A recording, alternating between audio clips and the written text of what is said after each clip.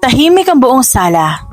Tila bawat tunog, ang mahinang tiktak ng orasan, ang ugong ng lumang bentilador, ay parang nagiging mas malakas sa gitna ng tensyon.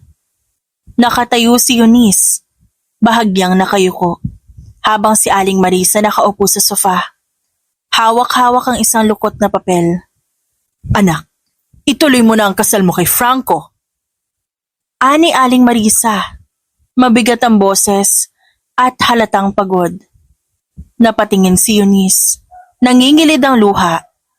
"Nay, huwag niyo naman ho akong pilitin. Hindi ko po siya mahal." "Hindi ito tungkol sa pagmamahal, Eunice." Sigaw ni Aling Marisa at biglang tumayo.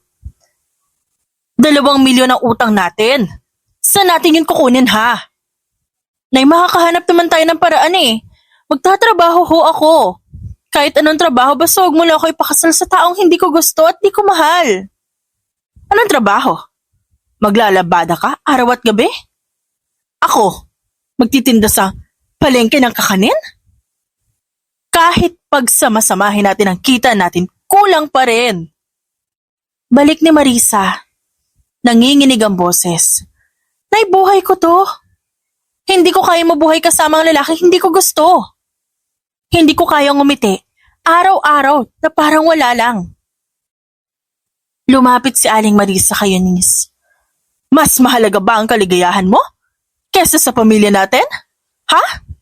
Gusto mo ba mapahiya tayo? Gusto mo ba makulong ako?" Umiiyak na si Eunice. "Nay, mahal ko ho kayo. Pero hindi ko po kaya ipagpalit ang sarili kong kaligayahan." "Eunice, hindi ito simpleng bagay. Ang mga taong pinagkakautangan natin, hindi sila basta-basta.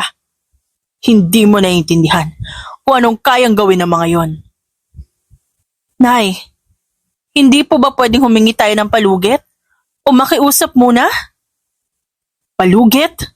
Baka lalo lang tayo ipahiya ng mga yon. Hindi mo ba naiintindihan? Dumating na dito si Franco kanina. Binigyan niya na ako ng tseke. Advance para sa kasal. Kapag umatras tayo, kukunin niya lahat. Pati interes. Gusto mo bang lumaki pa ang utang natin?" "Pero Nay, hindi ko nga siya gusto. Hindi ko siya kayang mahalin kahit anong pilit mo." "Hindi mahalaga yon, Eunice. Mabubuhay ka naman ng maayos. Mayaman sila. Hindi ka maghihirap." "Pero Nay, hindi naman po sukatan ng buhay ang pera eh. Hindi ko kaya ibigay ang sarili ko sa taong hindi ko nga gusto. Hindi ko kaya matulog gabi-gabi sa tabi niya, Nay. Ano ba?" "Ang tigas ng ulo mo." Malakas ang tunog ng pagkakasampal. Napaatras si Eunice, hawak ang pisngi. Nanlaki ang kanyang mga mata sa gulat at sakit. "Hindi ikaw ang laging tama, Eunice." Umiiyak na rin si Aling Marisa. Galit at takot ang naghahalo sa tinig. "Lahat ng hirap, lahat ng puyat, lahat ng sakit ginawa ko para sa inyo ng kuya mo. Tapos ngayon ayaw mong tulungan ng pamilya mo? Hindi mo ba alam kung gaano kabigat ang pinapasan ko araw-araw?" "Nay, ba't po parang ako palagi ang kailangan magsakripisyo? Bakit ho ako?" "Dahil ikaw na lang ang natitira kong pag-asa. Hindi ko ginusto to pero wala tayong ibang paraan. Hindi mo ba naiisip kung hindi ikaw sino? Gusto mo bang makita akong nakakulong o di kaya patay na? Gusto mo bang lumaki ang kapatid mo na puro utang ang iniisip?" Umiling si Eunice. "Hindi ko po kayo gusto mapahamak, Nay. Pero hindi ko rin po kayang isangkala ng buhay ko para dito. Minsan, kailangan magsakripisyo para sa pamilya. Mas mabuti nang ikaw kaysa lahat tayo mag-suffer sa buhay. Bukas na ang kasal. Huwag na huwag mong susubukang tumakas." "Hindi ako pakakasal, Nay. Hindi ko gagawin yun." Tumitig si Aling Marisa sa kanyang mga mata. "Subukan mo lang, Eunice. Lalong lalaki ang problema natin. Huwag mo kaming ipapahamak." Tahimik na nagtitigan ang mag-ina. Mabigat ang bawat paghinga. Sa wakas tumalikod si Eunice. Mabigat ang hakbang habang umaakyat siya ng hagdan. Nanginginig pa rin. Bawat yabag, parang bumabagsak ang mundo niya. Pagpasok sa kwarto, isinara niya ng malakas ang pinto at sinandal ang sarili. Bumagsak siya sa kama, yumakap sa unan, at hindi niya napigilan ang malakas na hikbi. Humahagulhol siya, halos mawala ng hininga sa sakit at takot. At habang tuloy-tuloy ang pagpatak ng luha, pakiramdam ni Eunice, unti-unti nang gumuguho ang mundo niya. Tahimik ang paligid, tanging malamig na simoy ng hangin at huni ng kuliglig ang maririnig sa labas ng bahay nila. 3:00 ng madaling araw. Dahan-dahang bumangon si Eunice sa kama.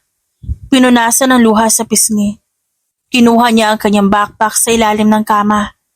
Nilagyan niya ito na ilang pirasong damit, pitaka,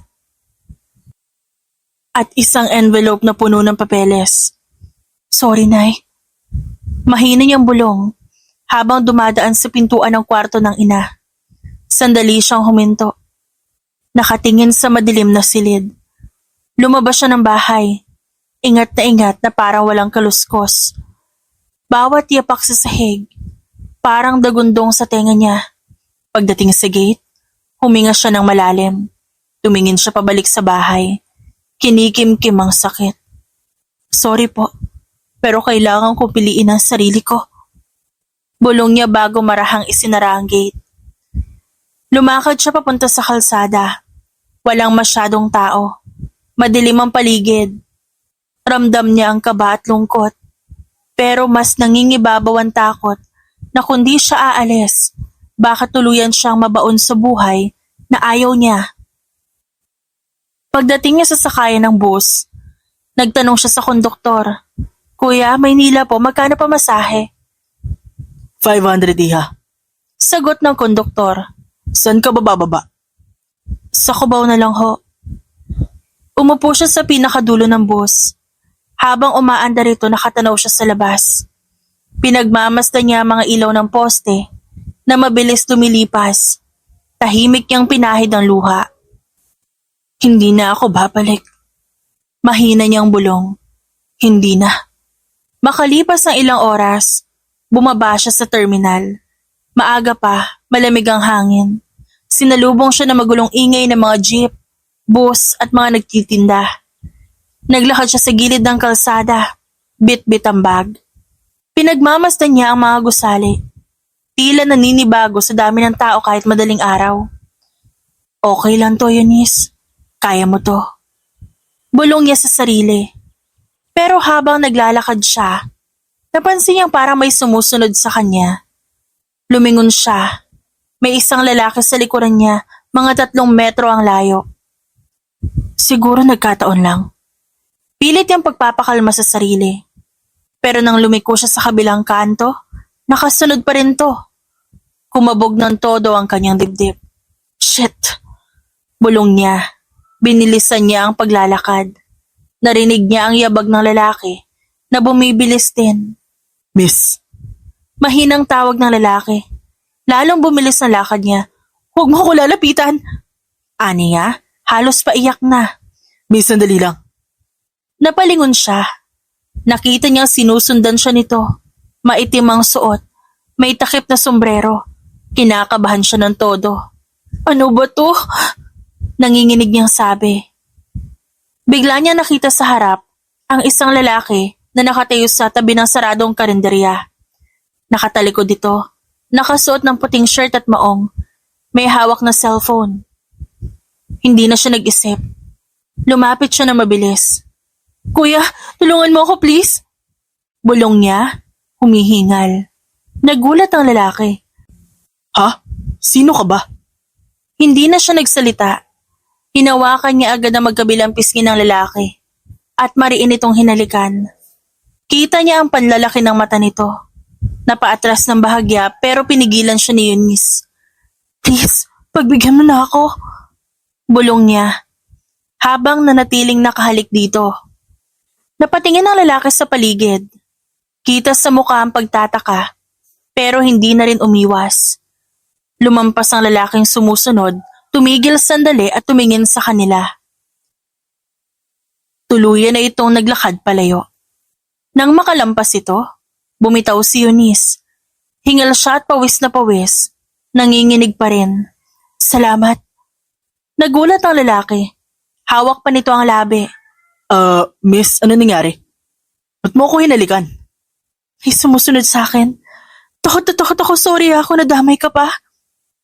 Umiiyak na saad ni Eunice. Okay ka lang ba? Tanong nito halatang nag-aalala. Hindi na nakasagot si Eunice. Pinunasan niya ang luha. Nanginginig pa rin habang unti-unting bumabalik ang kulay sa kanyang muka. Sa gitna ng gulo ng Maynila, nakatayo siya roon, humihingal. Hawak pa rin ang bag. Hindi sigurado kung tama ang ginagawa, pero siguradong yun lang ang paraan para makatakas.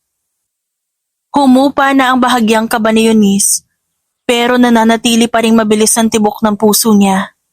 Pinunasan niya ang mga luha sa pisngi, habang nakatingin sa estrangherong lalaki, na ilang minuto lang ang nakalipas ay hinalikan niya. Pasensya ka na talaga sa ginawa ko Sabi ni Eunice, nahihiya at di makatingin ng diretsyo. Umiling naman ang lalaki, may mahinang tawa.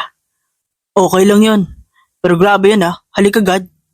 Di mo man lang sinabi pangalan mo. Sorry talaga, takot na takot kasi ako kanina. That's okay, I understand. By the way, ako nga pala si Jovan. Inabot ng lalaki ang kamay niya at nakangiti.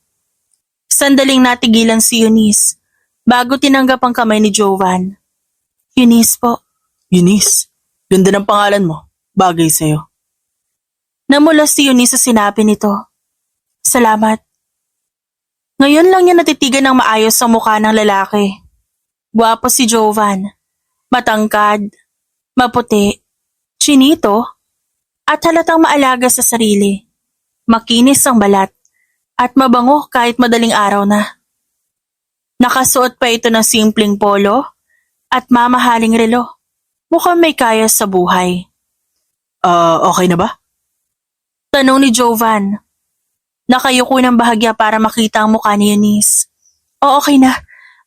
Pasensya na talaga Sabi ni Eunice, patuloy pa ring nahihiya. Wala yun. Pero mukha kang pagod at gutom. Kumain ka na ba? Di pa. Kahapon pa po ako hindi kumakain. Ha? Bakit naman? Basta po mahabang kwento. Tara, kain muna tayo. Kahit kape at pandesal lang. Hindi ka pwedeng hindi kumain. Nakakahiya naman po sa'yo. Huwag ka na mahiya, ako ang nagaya. Gusto mo bang himatayin sa gitna ng kalsada? Napabuntong hininga si Eunice at sumama na rito. Naglakad sila papunta sa isang bukas na maliit na karinderya. Simple lang ang lugar pero mabango ang amoy ng bagong lutong pagkain. Naupo sila sa isang mesa sa sulok. Anong gusto mo? Anything. Ate, 2 tapsilog, 2 kape din. Dagdagan mo na ng hotdog Habang naghihintay ng pagkain, hindi mapakali si Eunice. Naglalaro ang mga daliri niya sa ibabaw ng mesa. Di ka pa rin kumikibo, kanina ka patahimik. Sigurado ka ba okay ka lang? Okay lang po ako. Sabi ni Eunice, pilit nang umingiti. Kanina ka pa po ng po dyan. Parang ang tanda ko na tuloy. Jovan na lang. Walang po. Okay, Jovan. Yun. Mas maganda tignan mo. Pag nakangiti ka, maliwalas yung mukha mo tignan. Ang lungkot mo kasi kanina Pilit nang umiti si Eunice, pero muling nanlumo ang paningin.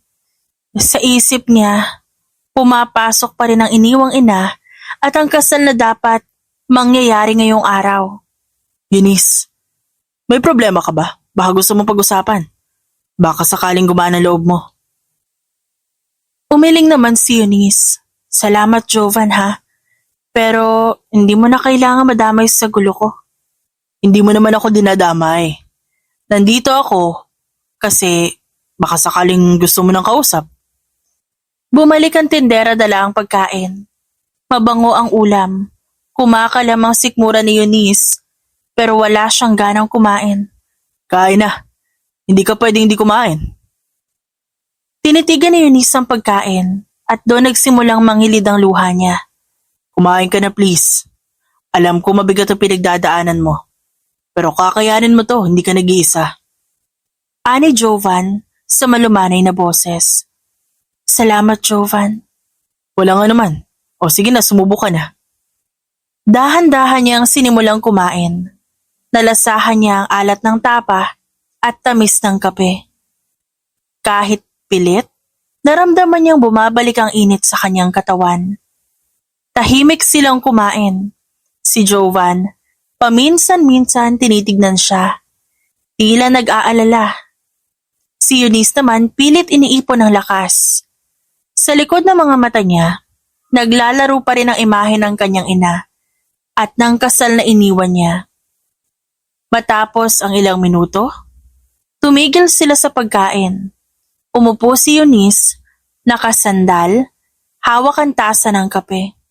Salamat talaga, Jovan. Walang problema, di kita pababayaan.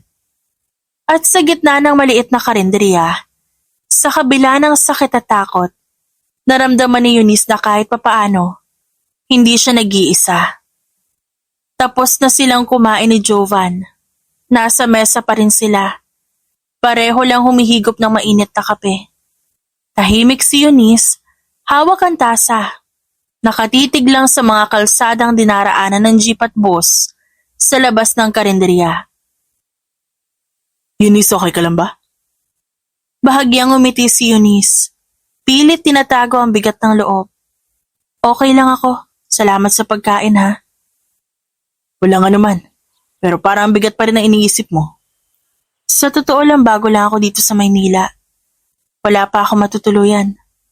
Ha? Saan ka ba tutulog dapat? Ewan ko. Kanina lang kasi ako nagdesisyong umalis. Hindi ko kasi alam kung saan ako pupunta. Pati ba trabaho wala ka pa? Wala pa. May mga dala naman akong papeles. Pero di ko alam kung matatanggap ako. Wala akong kakilala dito. Sandaling natahimik si Jovan. Parang nag-iisip. Tumingin siya kay Eunice. Seryoso ang muka. May naisip akong idea. Sabi ni Jovan. Napatingin si Eunice. Ano naman yun? Total, wala ka pa matutuluyan at wala ka pang trabaho. Ako nang bahala sa bahay mo.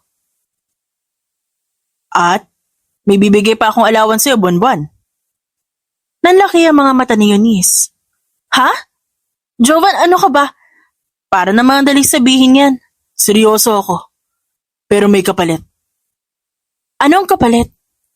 Gusto ko magpanggap kang girlfriend ko. Halos malaglag ang tasang hawak ni Eunice. Ha? Fake girlfriend? Para sa naman yun? Ganito kasi yun. Lagi akong kinukulit ng lolo ko. Gusto niya makapag-date ako. Gusto niya magkaroon ako ng girlfriend. Lagi akong pinapadala ng mga babae para makapag-blind date. Wala naman akong panahon sa mga ganyan. Puro trabaho lang ako. O bakit ako pa? Hindi mo rin naman ako kilala. Mas mabuti nga na hindi kilala. Walang sabit, walang complications, wala tayong feeling sa isa't isa. Basta, magpapanggap lang tayo sa harap ni lolo at ng pamilya ko. After nun, wala na. Napabuntong hininga si Eunice. Hindi ba parang malito, Jovan? Di naman. Pareho tayo may kinabang. Ako, titigilan na ako ng lolo ko. Ikaw may matutuluyan ka. May pera ka pa buwan-buwan. Hindi ka na mamumroblema. Ayokong isipin mo na ginagamit kita. Gusto lang kitang tulungan. Magkano naman ang allowance sa sinasabi mo? Enough para mabuhay ka ng komportable dito sa Maynila. Hindi ka magugutom. May panggastos ka sa araw-araw. Tsaka kung gusto mo magtrabaho habang nagpapanggap, okay lang. Tahimik si Eunice. Napatingin siya kay Jovan. Ramdam niya ang kabaitan nito. Hindi naman siya pinipilit, pero halatang gusto siyang tulungan. Teka, bakit mo naman ako tutulungan ng ganito? Ewan ko. Siguro dahil nakakaawa ka kanina. Halos iyakan mo ko habang hinahalikan mo ko. Tsaka mukha mabait ka naman. At ramdam ko hindi ka masamang tao. Nahiya talaga ako sa ginawa ko kanina. Hindi ko akalaing hahantong ako sa ganun. Walang problema yon. Ako nga dapat mahiya eh. Naka-free kiss ako. Grabe ka. Doon na mula si Eunice. Ngumiti na lang si Jovan. Eunice, seryoso ako. Tulungan mo na ako, di kita pababayaan. At kung ayaw mo na, pwede ka namang umalis kahit kailan. Tinitigan ni Eunice si Jovan. Pumasok sa isip niya ang lahat ng iniwan niya. Ang nanay niya, ang kasal, ang bahay nila. Alam niyang wala siyang ibang mapupuntahan. At sa gitna ng Maynila, alam niyang mabuti nang may kasama kesa mag-isa.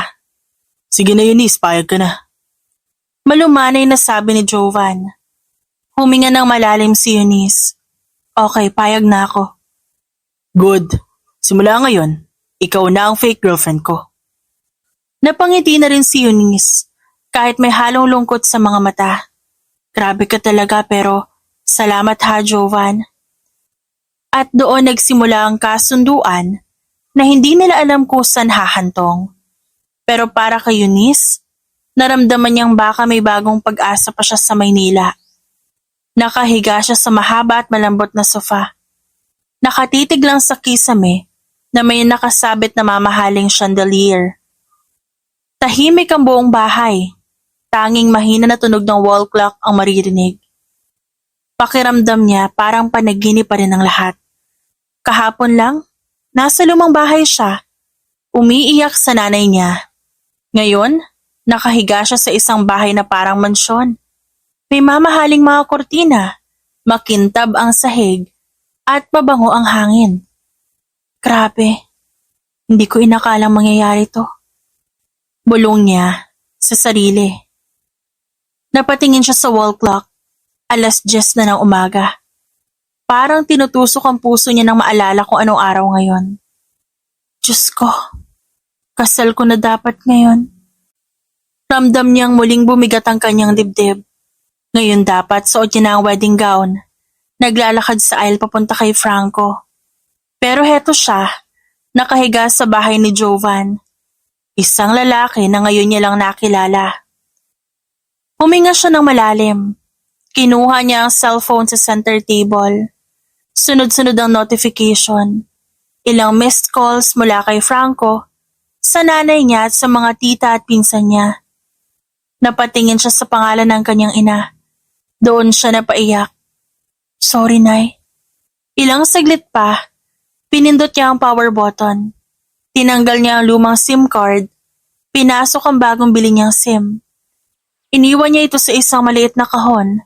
Tinago sa ilalim ng sofa. Pagbukas ng cellphone, una niyang ginawa ay isave ang number ni Jovan. Hindi talaga kita makakalimutan, Jovan. Mahina niyang sabi habang nagtatype. Naalala niyang natanggap niya ang 30,000 pesos kanina lang mula kay Jovan. Hindi siya makapaniwala nung una. Nung una, na makita niya ang message na pumasok na yung pera sa account niya, muntik pa siyang mapaiyak sa ginhawa. Hindi ako nagkamali. Natanggapin yung alok niya. Sabi niya sa sarili kahit tama pa rin ang lungkot. Napatingin siya sa ref. Binuksan niya ang pinto. Halos wala talagang laman kundi ilang bote ng mineral water at isang tray ng yelo. Paano ako kakain dito? Wala ni mantika o kanin. Umupo siya sandali at nag-isip. Naalala niya na may natira pa siyang pera. Sige na nga, punta na lang ako sa mall para makalabas-labas din ako. Sabi niya sa sarili. Nagbihis siya ng simpleng blouse at maong. Nagpulbo ng konti at nagsuklay. Kinuha niya ang bag at bumaba ng hagdan. Pagdating niya sa labas ng bahay, napawaw siya. Ang laki talaga ng gate. Parang bahay ng artista. Naglakad siya papunta sa sakayan. Habang nasa jeep, tahimik siya. Pinagmamasa ng mga kalsada sa Maynila. Parang lahat bago sa mata niya. Mga billboard, mga taong nagmamadali, mga bus na puno ng pasahero. Pagdating niya sa mall, sinalubong siya ng malamig na hangin mula sa aircon. Ang daming tao kahit weekday. May mga pamilya, magkasintahan, mga batang nagtatawanan. Naglakad siya sa loob ng mall. Nangingimay pero excited din. Ang laki pala talaga ng mall dito. Bulong na naman niya. Napahinto siya sa harap ng isang butik. May nakadisplay na wedding gown. Maputi. Kumikislap sa ilalim ng ilaw. Napapikit siya at pinipigilang maiyak. Hindi na Eunice, tapos na yon. Saway niya sa sarili at pilit nang umiti. Nagtungo siya sa supermarket. Kumuha siya ng pushcart. Unti-unting nilagyan ito ng mga kailangan. Bigas, mantika, itlog, kape, gatas, delata, sabon, shampoo, prutas at gulay. Habang naglalakad sa aisle, naririnig niya ang dalawang babaeng nag-uusap. Uy girl, ikakasal na daw si Franco bukas. Ang swerte ng babae. Huh? Hindi ba dapat ngayon siya ikakasal? Yun yung nabalitaan ko eh. Parang binuhusan ng malamig na tubig si Eunice. Agad siyang umiwas at lumipat sa kabilang aisle. Sa cashier, binilang niya ang pera. Hindi man lang umabot sa kalahati ng 30,000 na nagastos niya. Sobrang liit pa nga kung ikukumpara. Paglabas niya ng mall, mabigat ang kanyang bitbit. Dumaan pa siya sa bakery. Bumili ng pandesal at ensaymada. Naisip niyang baka magutom siya mamaya. Pag-uwi niya sa bahay, nilapag niya ang bitbit sa kusina. Pinunasan niya ang pawis sa noo.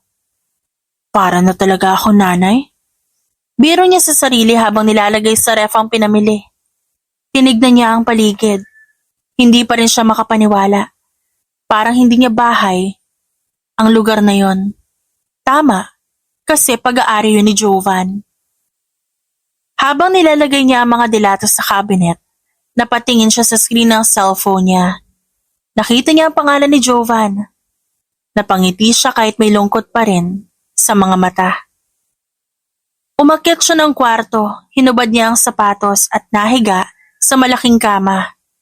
Napakalambot, parang niyayakap siya ng kutsyon. Pagod na pagod ako. Aniya at idinantay ang braso sa noo. At sa gitna ng katahimikan, nakatulog si Eunice, mahimbing, habang iniisip na kahit papaano, may bagong simula pa pala para sa kanya. Isang linggo na ang lumipas, mula nang lumipat si Eunice sa bahay ni Jovan. Parang unti-unti siyang nasasanay sa tahimik at maaliwalas na paligid ng bagong bahay. Kahit paminsan-minsan, naiisip niya pa rin ang naiwang buhay sa probinsya. Mas pinipili niya na lang na ituon ang isip sa bagong simula. Nasa dining table siya ngayon, kumakain ng sinangag at pritong itlog. Mahina ang volume ng TV sa sala, kung saan naririnig niya ang balita. Nang biglang nag-vibrate ang cellphone niya sa tabi ng pinggan. Napakunot siya ng noo. Pagtingin niya sa screen, nabasa niya ang pangalan ni Jovan. Hala, ano kayang kailangan niya? Dinampot niya agad ito at sinagot. Hello? Good morning, Eunice. Bati ni Jovan, halatang masigla ang boses. Good morning din, Jovan. Busy ka ba ngayon? Hindi naman, kumakain lang ako, bakit? Magbihis ka. Susunduin kita mamaya. Napaupo siya ng tuwid. Ha? Saan tayo pupunta? Gusto ko makilala ng lolo ko. Gusto niya makilala ang bago kong girlfriend. Jovan, ngayon agad? Wala na akong choice. Tinatanong ako kanina pa. Nabanggit ko na may girlfriend na ako. Gusto ko niya makita. Please, Eunice, tulungan mo na ako dito. Napalunok si Eunice. Kinakabahan siya. First time ko pa naman siyang mamimit. Baka kung anong isipin niya sa akin. Just relax. Mabait si Lolo. Basta maging natural ka lang. Huwag kang kabahan. I'll pick you up. Mga 2 hours from now, okay? Okay. Mahinang sagot ni Eunice, sabay buntong hininga. Thank you. See you, fake girlfriend. Natatawang sabi ni Jovan, bago ibaba ang tawag. Naiwan si Eunice na nakatulala habang hawak ang phone. Napabuga siya ng hangin. Ano ba to? Ba't ako kinakabahan ng ganito? Bulong niya sa sarili. Tinapos niya ang pagkain. Kahit medyo nawalan siya ng gana. Agad siyang tumayo at dinala ang pinagkainan sa lababo. Nagbanlaw siya ng pinggan pero ang isip niya lumilipad kung saan-saan. Pagkatapos naglakad siya papunta sa kwarto. Binuksan niya ang aparador at nilabas ang simpleng dress na binili sa kanya ni Jovan. Kulay light blue ito. May maliit na puting bulaklak. Mahaba hanggang tuhod at presko tingnan. Sinalansan niya na maayos ang buhok. Kumuha ng pantali. Nagdesisyon siyang ipusod ito para mas mukhang maayos. Kumuha ng konting pulbos, lip tint at eyebrow pencil. Konti lang. Ayoko naman magbukang masyadong maarte. Habang nagme-makeup, hindi niya maiwasang kabahan. Napatigil siya at tinitigan ang sarili sa salamin. Ngayon lang niya napansin na parang mas maaliwalas na ang mukha niya. Hindi na siya mukhang pagod at laging umiiyak. Kinuha niya isang pares ng simple pero eleganteng heels na binili rin ng lalaki para sa kanya. Suot niya ito, saka muling tumingin sa salamin. Pwede na siguro to. Pumunta siya sa bintana at sinilip ang mukha sa tabing kortina. Sakto namang may bumusina sa labas ng gate. Nakasilip si Eunice, napangiti siya ng bahagya nang makita ang isang itim na SUV na pamilyar sa kanya. Nandito na si Jovan. Yun ang alam niya. Napahinga ng malalim si Eunice bago tuluyang lumabas ng bahay. Medyo nanginginig pa ang kamay niya habang sinasara ang pinto. Pagbaba niya ng hagdan, bumungad agad sa kanya si Jovan. Nakasandal sa itim na SUV. Suot lang nito ang puting t-shirt, maong pants at puting rubber shoes. Simple lang, pero hindi may kakailang sobrang lakas ng dating. Para bang kahit simple lang ang damit nito, parang modelo pa rin sa billboard. Napahinto si Eunice sandali. Tinitigan niya si Jovan na nakangiti habang nakapamulsa. Napansin ni Jovan na nakatitig si Eunice kaya ngumisi ito. Uy, ba't ganyan ka tumingin? Napatawa si Eunice. Ikaw kasi, baka matunaw ka nakakapost mo dyan. Kasi naman, ganda mo ngayon eh.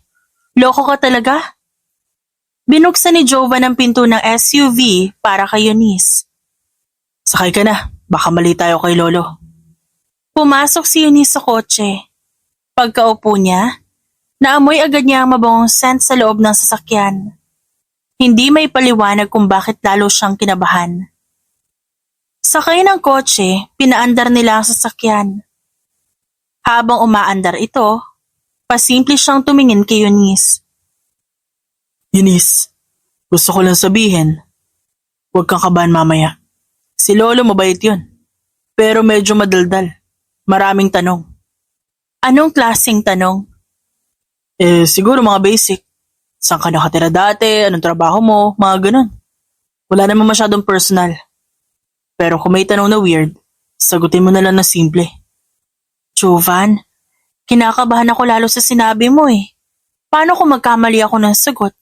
Baka mahalata niyang peke tayo. Huwag kang kabahan. Natural ka lang. At saka ako bahala sa'yo. Paano kung di ako magustuhan ng lolo mo? Imposibleng hindi kanya magustuhan. Mabait ka, maganda, mabuting tao. Wala siyang magiging reklamo. Natahimik doon si Eunice. Tumingin siya sa bintana, pinagmamasdan ng mga gusali at mga sasakyang dumaraan. Pagdating nila sa isang malaking gate, bumagal ang takbo ng kotse. Napansin ni Eunice ang malaking signage na may apelyido ni Jovan. Grabe, parang mansyon. Mansyon nga, dito lumaki si Lolo. Dito rin ako lumaki. Pagpasok nila sa loob ng gate, bumungad sa kanila ang isang malaking bahay na kulay puti. May mga haligi at malalawak na bintana. May garden na puno ng mga rosas at mga halamang makukulay. May fountain pa sa gitna ng driveway. Parang nasa teleserye lang ako. Ani Eunice, habang iginagala ang paningin sa paligid. Huminto ang sasakyan sa harap ng malaking pinto. Bago pa man sila makababa, lumapit agad ang dalawang maid. Binuksan ng mga ito ang pinto ng SUV. Good morning po, Sir Jovan. Bati ng isa. Good morning din. Lumabas si Jovan at inabot ang kamay kay Eunice. Halika na. Hinawakan ni Jovan ang kamay niya. Naramdaman niyang pinagpapawisan siya kahit malamig ang paligid. Relax ka lang. Basta ngumiti ka ha. Ako nang bahala sa mga tanong na ibibigay sa'yo ni Lolo. Pagpasok nila sa loob, sinalubong pa sila ng 4 na maid, sabay-sabay. Napakagat-labis si Eunice. Hindi siya sanay sa ganitong treatment. Dinala sila ng isang maid papunta sa dining area. Sa malaking hapagkainan, nakita agad ni Eunice ang isang matandang lalaking naka-Amerikana, nakasalamin at nakangiti ng malawak. Lolo, si Eunice po. Pagkakita ng matanda kay Eunice, lalo itong ngumiti. Parang tuwang-tuwa na may kislap pa ang mga mata. Hay nako, ang ganda naman pala ng nobya nitong apo ko. Halika iha, upo ka dito. Sabi ng lolo ni Jovan sabay tawa. Napatingin si Eunice kay Jovan. Nangingiti pero halatang kinakabahan. It's okay. Just be yourself. At dahan-dahan niyang lumapit si Eunice at umupo sa tabi ng lolo ni Jovan habang ramdam niya ang mabilis na tibok ng puso niya. Hindi niya alam kung kaba o excitement na rin. Masarap ang pagkain, pero ang mas masarap ay ang masiglang kwentuhan sa hapag. Si Lolo ang bida, panay ang kwento, panay ang tawa. Alam mo Eunice, itong si Jovan, noong 5 taon pa lang, binato yung TV namin kasi natalo daw yung cartoon character niya. Natawa si Eunice. Grabe naman po, ganun siya kakulit. Hindi lang makulit iha, mungis-ngis pa yan. Lagi yan nakatayo sa ibabaw ng mesa habang kumakanta ng nursery rhyme. At ang boses, Diyos ko, parang sirena ng ambulansya. Lolo, binubuking mo naman ako eh. Reklamo ni Jovan sabay tawa rin. Aba kailangan mong malaman kung gaano kasira ulo itong batang ito. At dapat may background check. Okay lang po yun. Mas nakikilala ko nga po siya dahil sa mga kwento niyo. Ay dati nga, may crush pa yan sa yaya niya. Sos Mariosep, 6 na taon pa lang yan marunong na magsulat ng love letter. Diyos ko Lord, love letter po agad? Ani Eunice habang napapahagikik. Nagkatinginan sina Jovan at Eunice. Napailing si Jovan habang kinukunot ang noo. Pero halatang aliw na aliw din siya. Hindi na ito maubos, Eunice. Pag pinalampas mo pa yan, baka pati mga embarrassing moments ko sa college ikwento niyan. Teka, may kwento ako nung college. Sabat ni Lolo, pero agad siyang pinigilan ni Jovan. Lo, tama na. Kawawa naman ako kay Eunice eh. Okay lang po sa akin. Mas gusto ko pong masaya yung kwentuhan. Ngunit biglang huminahon ang tinig ni Lolo. Naging mabagal at seryoso ang kanyang pananalita.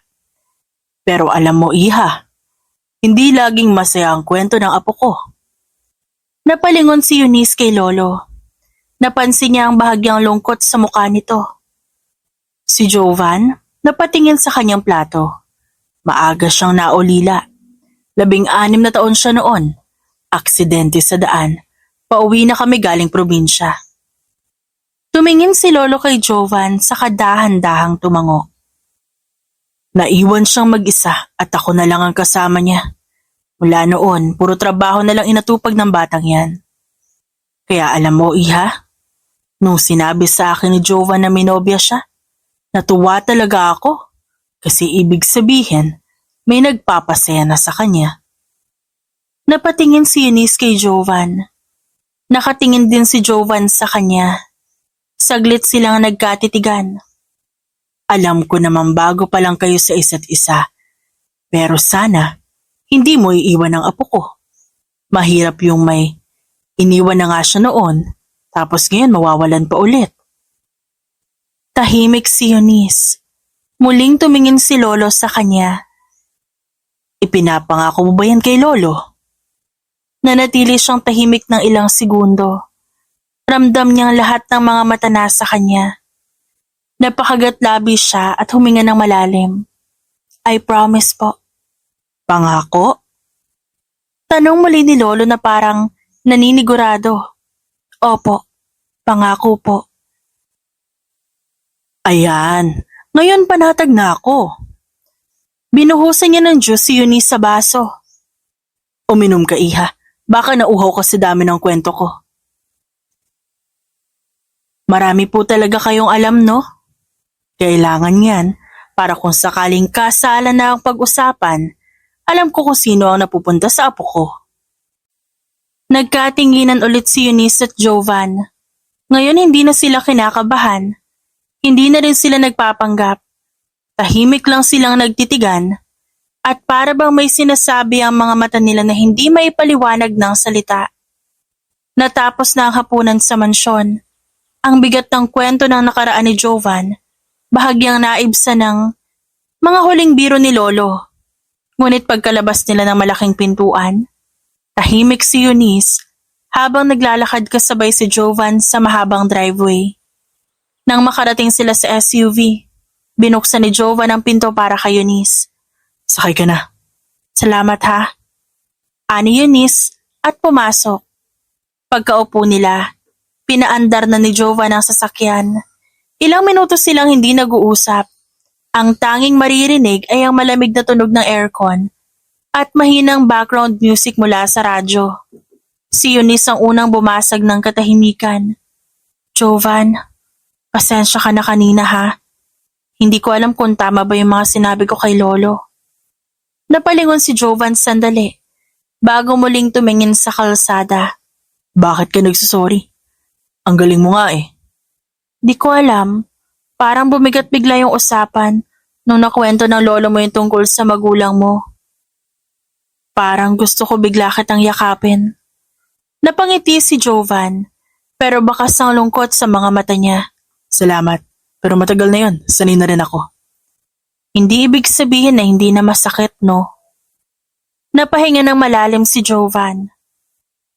Alam mo, lahat ng ginagawa ko ngayon, trabaho, pagod, puyat, parang gusto kong patunayan sa sarili ko na kaya ko mabuhay mag-isa.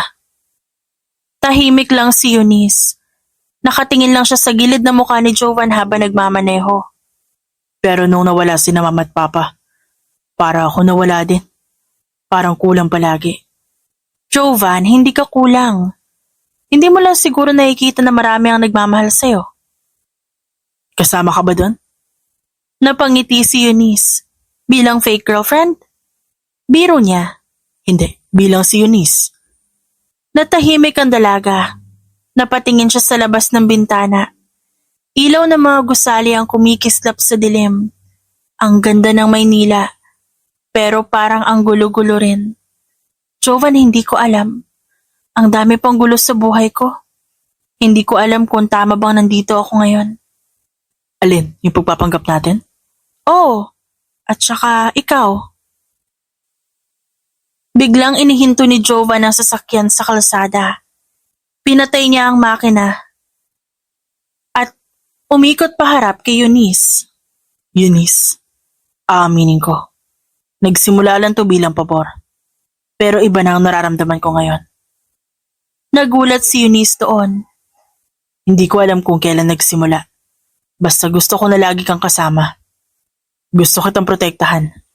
Gusto ko siguraduhin na hindi ka naiiyak tulad ng unang gabi natin nagkita.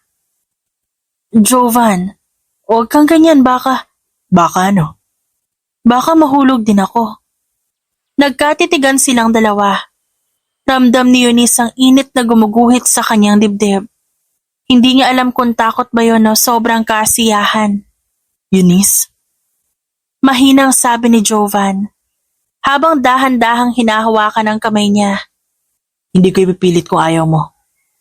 Pero gusto ko lang malaman mo na seryoso ako at hindi to biro para sa akin.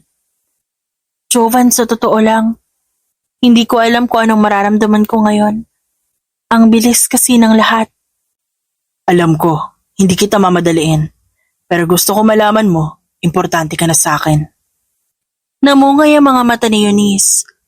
Alam mo ba, Jovan, kanina habang kumakain tayo, naisip ko, Baka nga hindi ko na kayang bumalik sa dati kong buhay.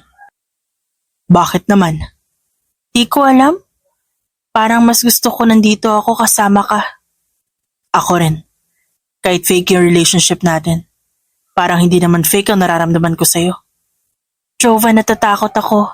Saan ka natatakot? Na baka masaktan ako ulit. Na baka mali lahat to. Na baka hindi mo pa rin ako piliin sa huli. Hindi ko alam ang future. Pero isang bagay ang sigurado ako ngayon. Gusto kitang piliin. Nagkatitigan silang dalawa. Tahimik ang paligid at parang sila lang dalawang tao sa mundo. Muling pinaandar ni Jovan ang kotse. Habang binabaybay nila ang kalsada pa uwi, magkahawak ang kanilang kamay. Tahimik silang nakatanaw sa kumikislap na ilaw ng lungsod. Parehong hindi sigurado kung saan sila dadalhin ang kanilang nararamdaman. Pero alam nilang may bago. May bagong simula para sa kanilang dalawa. Mahigit isang buwan na, mula nang naging opisyal na magkaligawan, sina Eunice at Jovan. Kahit alam nilang nagsimula ang lahat sa isang kasunduan. Ngunit habang tumatagal, parang hindi na basta palabas ang nangyayari. Araw-araw silang magkasama, sabay mag-breakfast, sabay manood ng movie sa sala, sabay mamili ng grocery. At ngayon sabay silang nasa mall. Katatapos lang nilang kumain ng ramen. At habang naglalakad sa hallway ng mall, panay sila tawa sa mga kwento ni Jovan tungkol sa mga embarrassing moments nito sa meeting nung isang araw. Pumasok sila sa isang butik. Pinili ni Jovan ang ilang polo shirt at pumasok sa dressing room. Si Eunice naman nakaupo sa waiting bench sa loob ng store. Hawak ang phone niya habang nagsuscroll ng messages. Pero bigla siyang napatigil nang may maramdamang presensyang pamilyar. Napalingon siya at pagangat ng tingin. Parang biglang huminto ang kanyang mundo. Eunice. Malamig at mabigat ang boses na bumati sa kanya. Si Franco. Parang bigla siyang nanigas sa kinauupuan. Nanlamig ang kamay niya at para siyang binuhusan ng tubig. Hindi niya alam kung guni-guni lang ba o totoo ang nakikita niya. Franco, anong ginagawa mo dito? Dapat ako nagtatanong yan.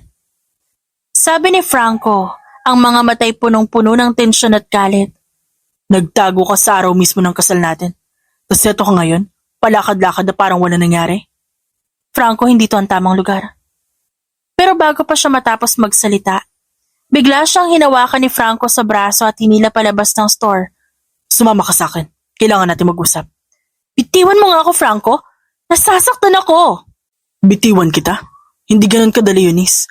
Alam mo ba dahil sa'yo napahiya ang buong pamilya ko? Franco, hindi mo naiintindihan. Hindi ako interesado sa paliwanag mo. Ang gusto ko lang malaman kung sino yung lalaki mo ngayon. Mas lumakas ang boses ni Franco. Ramdam ni Eunice na nagsisimula ng magtinginan ng mga tao sa paligid. Nanliliit siya sa hiya. Pinilit niyang kumalma, pero lalo lang hinigpitan ni Franco ang pagkakahawak sa kanya. At sa isang iglap, tinaas ni Franco ang kamay para sampalin si Eunice. Napapikit siya, pero hindi dumampi ang palad ni Franco sa kanya. May humawak sa braso ni Franco. Isang malakas at matatag na boses ang nagsalita. Bitiwan mo siya. Dahan-dahang binuksan ni Eunice ang mga mata niya. At nang tumingin siya sa gilid, naroon si Jovan. Nakatingin kay Franco. Malamig ang tingin. Seryoso ang muka. Huwag kang makialam. Asawa ko yung kausap ko. Ha? Asawa? Ex-fiancé mo siya? At kahit kailan, hindi rason na nakaraan para saktan siya. Ikaw, sino ka ba? Boyfriend ka? O bago laruan lang niya? Hindi sumagot agad si Jovan. Tiningnan muna niya si Eunice. At nang makitang nanginginig ito, dahan-dahang hinawakan ang kamay nito. Hindi mo kailangan malaman kung sino ako. Ang importante, alam kong hindi ka karapat-dapat kay Eunice. Nagkatinginan ng dalawa. Mabigat ang tensyon. Nasa pagitan nila si Eunice. At habang hinahawakan siya ni Jovan, ramdam niyang safe siya. Kahit nanginginig pa rin ang tuhod niya, alam niyang hindi siya nag-iisa. Hawak pa rin ni Jovan ang braso ni Eunice kahit nanginginig ito at umiiyak. Pilit niyang pinapakalma. Kalma ka lang, Eunice. Huwag mong hayaang guluhin ka ni Franco. Mahinang sabi ng lalaki. Pero bigla ulit bumalik si Franco. Parang hindi pa tapos. Nakahawak ito sa papel, waring binabasa. Jovan, huwag ka masyado nagpapakahiro. Baka hindi mo alam ang buong kwento. Anong pinagsasasabi mo? Alam mo ba na may utang yung pamilya nila Eunice sa pamilya namin? 2 milyon, Jovan. 2 milyong piso. Natigilan si Jovan. Ano? Napalingon siya kay Eunice. Totoo ba to? Hindi makatingin si Eunice. Nanginginig ang luha. Jovan, gusto ko sanang sabihin sa'yo pero... Pero ano? Ayaw mo ba malaman niya na kaya ka tumakas sa kasal dahil gusto mong umiwas sa responsibilidad? Na ginagamit mo lang siya para makawala sa utang ng pamilya mo?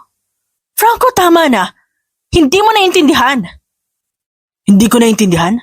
2 milyon, Eunice. Dapat matagal na tayong kasal para bayad na yung utang niyo. Nagpantingan tenga ni Jovan. Ibig mo sabihin, kaya mo siya gustong pakasalan para lang mabayaran ng utang? Hindi dahil mahal mo siya? Siyempre mahal ko siya. Sabat ni Franco. Pero pera pa rin ang dahilan kung ba't siya nakalapit sa'yo. Ginagamit ka lang niya, Jovan. Hindi totoo yan. Hindi totoo yung sinasabi mo, Franco. Tumawa si Franco. Malakas. Puno ng panlalait. Anong hindi? Tingnan mo nga. Nagpakipot ka ko, no? Pero sa huli, napunta ka rin sa lalaki may pera. Gold digger ka, Eunice. Walang yaka. Franco, tama na. Wala kang karapatang tawagin ako ng ganyan. Pero patuloy si Franco. Wala kang pinagkaiba sa mga babaeng sinusunod lang kung saan may pera. Nagkunwari ka pa na mabait at martir. Pero tignan mo kung saan ka bumagsak. Hindi na nakatiis si Jovan. Bigla niyang hinugot ang checkbook mula sa bulsa at binuksan. Mabilis na nagsulat. 2 milyon, di ba? Galit na sabi ni Jovan. Sinulat niya ang amount at pinirmahan. At walang pag-aalinlangang binato kay Franco. Tumama yun sa dibdib ni Franco bago bumagsak sa sahig. Pinulot ni Franco at binasa ang nakasulat at natigilan. Bigla siyang tumawa ng malakas at papanlait. Grabe. Ang bilis niyo palang bumili ng katahimikan. Akala ko pa naman matinong tao ka, Jovan. Pero pareho lang kayong dalawa. Mahilig bumili ng tao. Lumapit si Franco kay Eunice. Sobrang lapit. Halos magdikit ang mukha nila. Gusto mo makalaya, Eunice? Eto, bayad na. Pero tandaan mo, gold digger ka pa rin. Walang yaka, wala kang kwenta.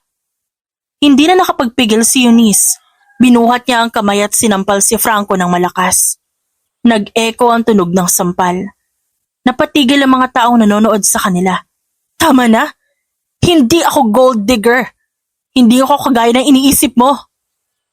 Pero hindi nagpatalo si Franco. Di mo kayang itanggi, Eunice. Nagpalit ka lang ng lalaki na mas mayaman. Sumingit si Jovan. Tinatapik ang balikat ni Franco. Umalis ka na, bayad na ang utang. Huwag mo nang idamay si Eunice sa mga issues mo. Bibilib sana ako sa'yo, Jovan eh. Kung di ka lang nagpapaloko, pero sige. Tatanggapin ko to, bayad na kayo. Nilingon ni Franco si Eunice. Pero kahit bayad na ang pera, hindi mo mababayaran ang kahihiyang ginawa mo. Tandaan mo yan. At tuluyan ang naglakad palayo si Franco. Umalis ito at iniwan silang dalawa. Napaupo si Eunice sa bench malapit sa butik. Humahagulhol ng iyak. Nanginginig ang katawan. Hindi niya alam kung nahihiya ba siya o nasasaktan. Lumuhod si Jovan sa harap niya. Tumingin ka naman sa akin. Nahihiya ako, Jovan. Ang daming nakarinig, ang daming nakakita. Tinawag niya akong gold digger. Huwag ka makinig sa kanya. You're not like that. Hindi ikaw ang sinasabi niya at hindi ka gold digger. Paano kung paniwalaan na ibang tao yung sinasabi niya? Wala akong pakialam sa ibang tao. Ang mahalaga alam ko kung sino ka. At alam ko kung anong klaseng tao ka. Hindi sumagot si Eunice. Pinilit niya lang na huminga ng malalim. Pinikit niya ang mata habang patuloy na tumutulo ang kanyang luha. Hinawakan ni Jovan ang kanyang kamay. Hindi ka nag-iisa. Hindi ka nag-iisa, Eunice. 2 buwan na ang lumipas mula nang huling makita ni Eunice si Franco. Tila unti-unti na rin gumagaan ang pakiramdam niya. Kahit may mga gabing naaalala pa rin niya ang mga nangyari. Ngayon abala siya sa kusina. Nakasuot siya ng simpleng puting dress, nakalugay ang buhok at bahagyang napapangiti habang hinihiwa ang mga prutas. Tamang-tama, matatapos ko na to bago dumating si Jovan. Tumunog ang cellphone niya. Napansin niyang tumatawag ang nanay niya. Ma? Sagot niya. Hawak pa rin ang kutsilyo. Anak, happy birthday! Kamusta ka na dyan? Okay naman ho. Nandito po ako nagluluto. Inimbitahan ko si Jovan para kumain dito. Sabi niya po kasi, gusto niya siya makilala pag pumunta kayo dito. Siyempre naman anak, gusto kong makilala ang lalaking kasama mo ngayon. Pasensya ka anak kung hindi ako makapunta ha. Pero pag natapos ko lang tong trabaho ko, pupuntahan talaga kita dyan sa Maynila. Gusto ko siyang makausap ng harapan. Walang problema ma, naiintindihan ko. Ingat po kayo dyan. Oo naman. O sige na, enjoy mo na yung birthday mo. Pagkababa ng tawag, parang lumuwag ang dibdib ni Eunice. Napatingin siya sa paligid ng bahay. Hindi niya akalaing darating siya sa punto na may sarili ng tahanan, sariling buhay, at may kasama pang tulad ni Jovan.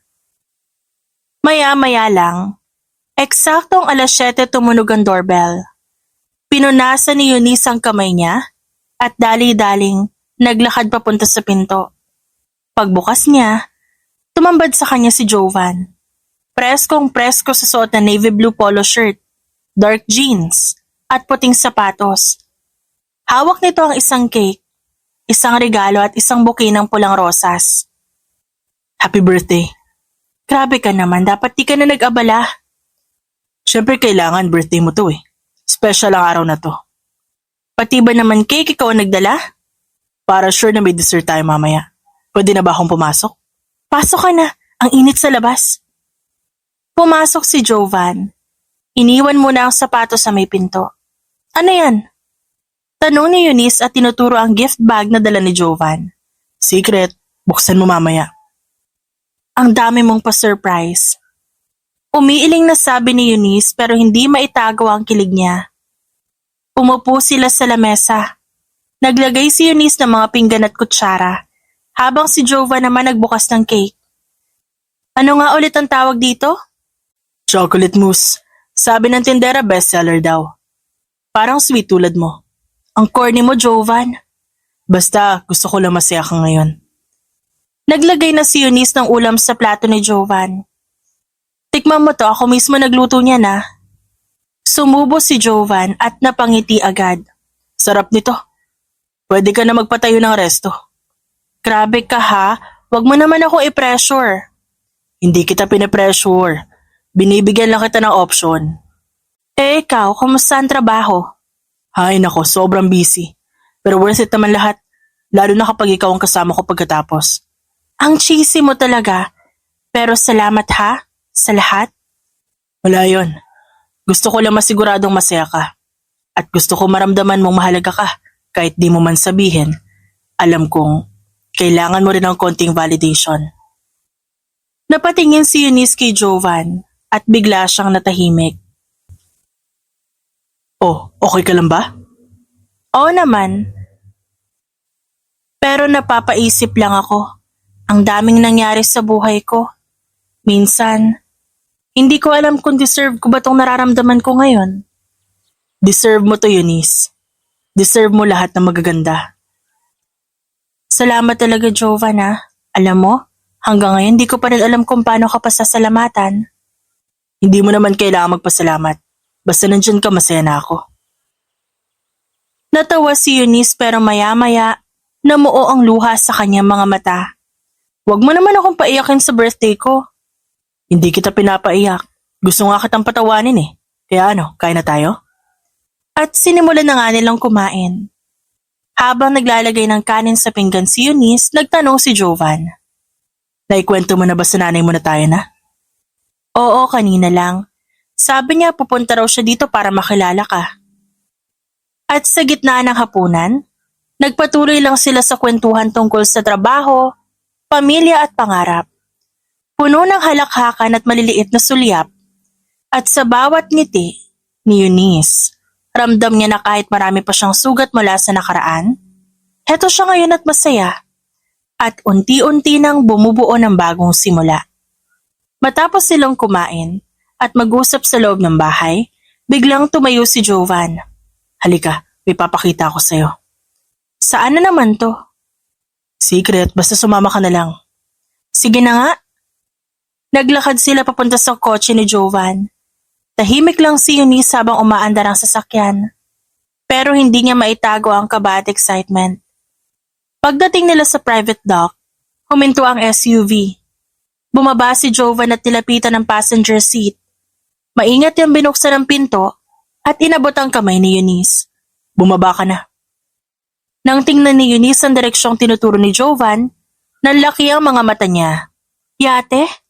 Jovan, seryoso ka ba? Hindi pa ako nakakasakay dyan. Kaya nga kita dinala dito. Gusto ko maranasan mo. Halos hindi makapaniwala si Eunice habang tinatanggap ang kamay ni Jovan. Naglalakad sila papunta sa malaking yate. At pag-akyat nila, tila napako siya sa kinatatayuan. Ang ganda! Aniya, namamangha sa mga ilaw na nakapaligid sa deck at sa malambot na musika na maririnig sa loob. Did you like it?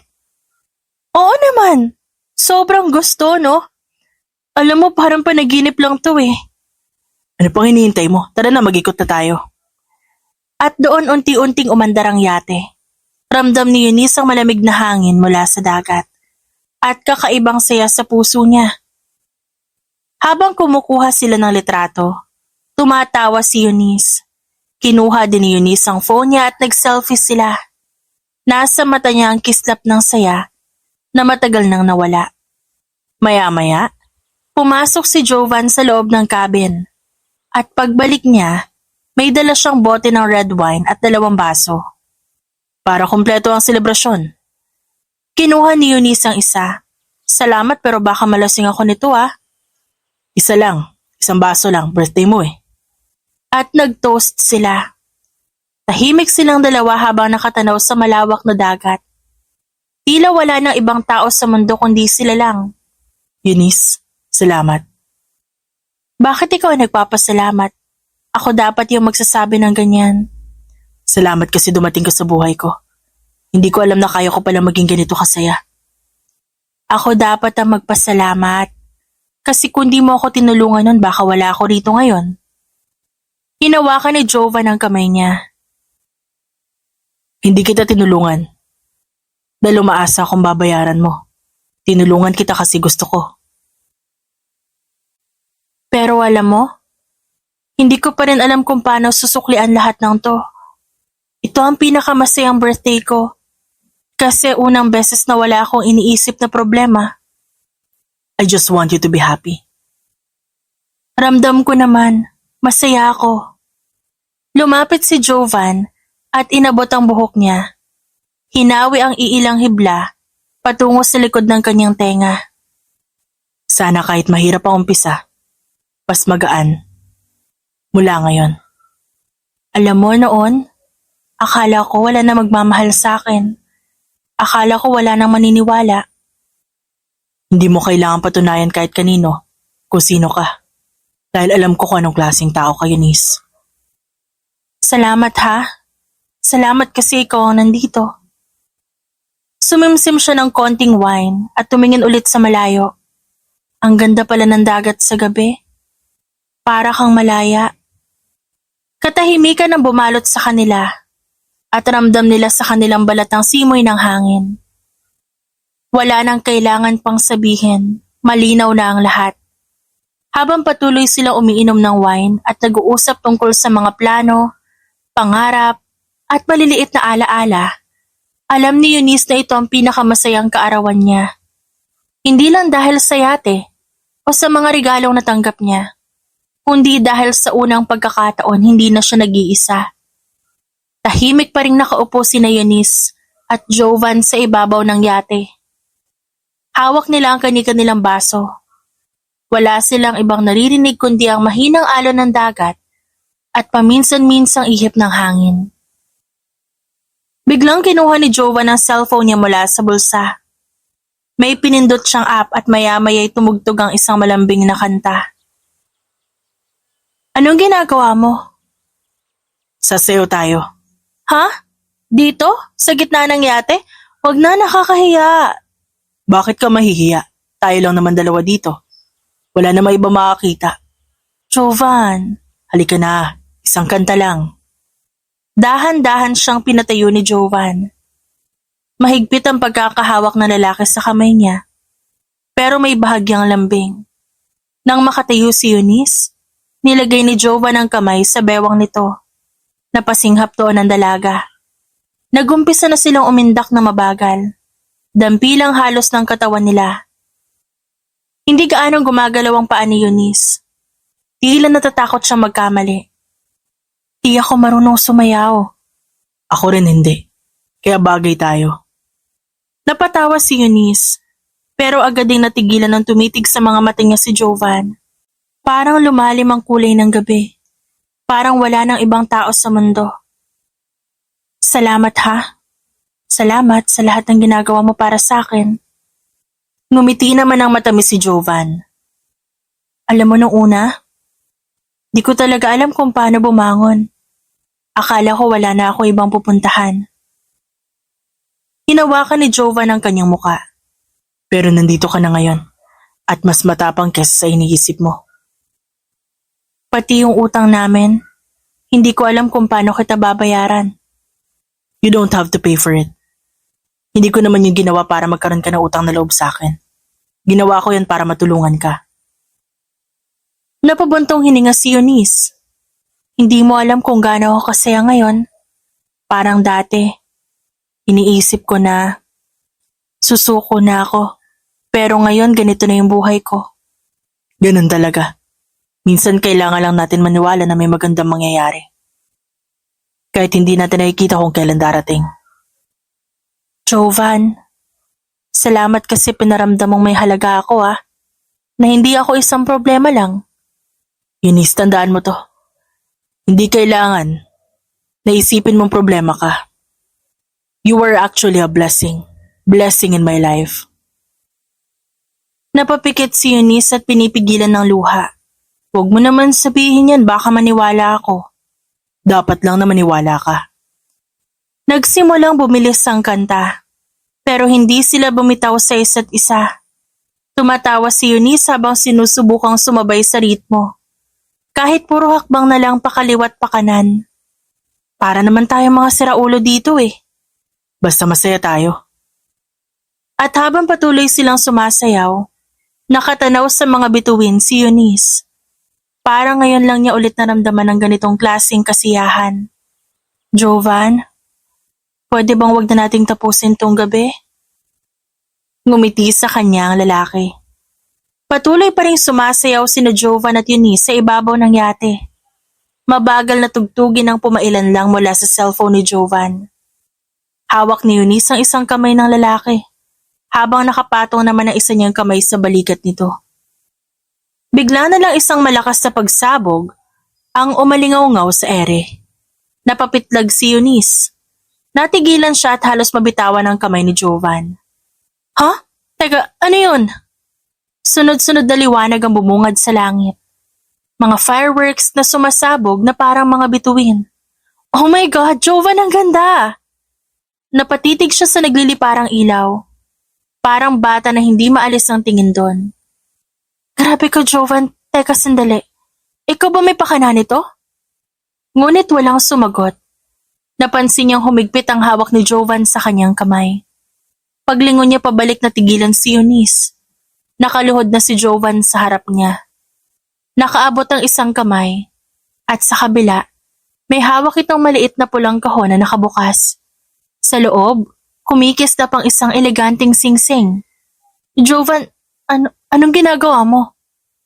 Tahimik ang lahat, maliban sa paputok na sumasabog sa taas nila. Muli, sumiklab ang isang hanay ng golden fireworks. Eunice. Jovan. Eunice, simula na makilala kita. Ang dami na nangyari. Ang dami nating pinagdaanan. At nandito ako, nakita ko lahat. Lahat ng sakit, takot mo, at ang mga pinakita mong tapang. Itinuloy ni Jovan ang sinasabi niya. Sa bawat araw na kasama kita, lalo ko nararamdaman na ikaw yung taong gusto ko makasama habang buhay. Gusto kitang ipaglaban. Gusto kong alagaan ka. Gusto kong ikaw yung makasama ko tuwing gumigising ako at bago matulog. Kaya Eunice Ledesma, pwede ba kitang gawing pinakamaligayang babae sa buong mundo sa gabing ito? Will you marry me?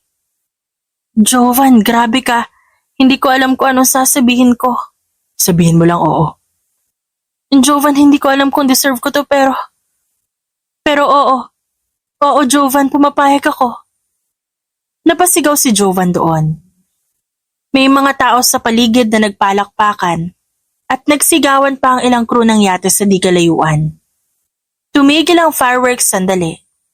Pero sa huling pagsabog, nakita ni Eunice ang pormang puso ang nabuo sa ere.